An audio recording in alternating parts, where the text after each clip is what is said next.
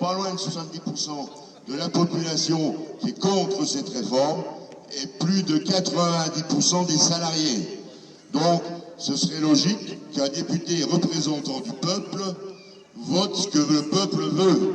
La séquence parlementaire s'est refermée, mais assurément pas la grogne dans la rue. À peine les motions de censure rejetées, dont celle transpartisane portée par le groupe Lyotte pour 9 voix seulement. Les rassemblements ont fleuri un peu partout.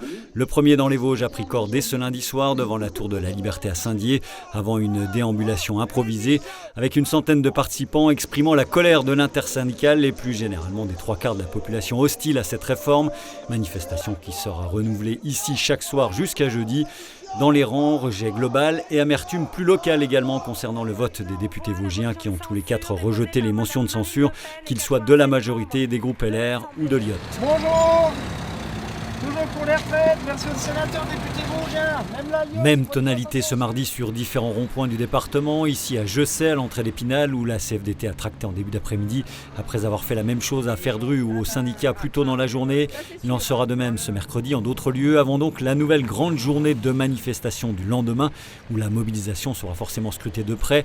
Elle devrait donner la tendance de la pérennité et de la consistance du mouvement social en cours. Alors, essoufflement, lassitude ou au contraire nouvel élan d'un combat qui se poursuit d'une part devant le Conseil constitutionnel et dont les acteurs seront d'autre part à coup sûr très attentifs aux propos du président de la République ce mercredi dans les journaux de 13h des 2 principales chaînes nationales.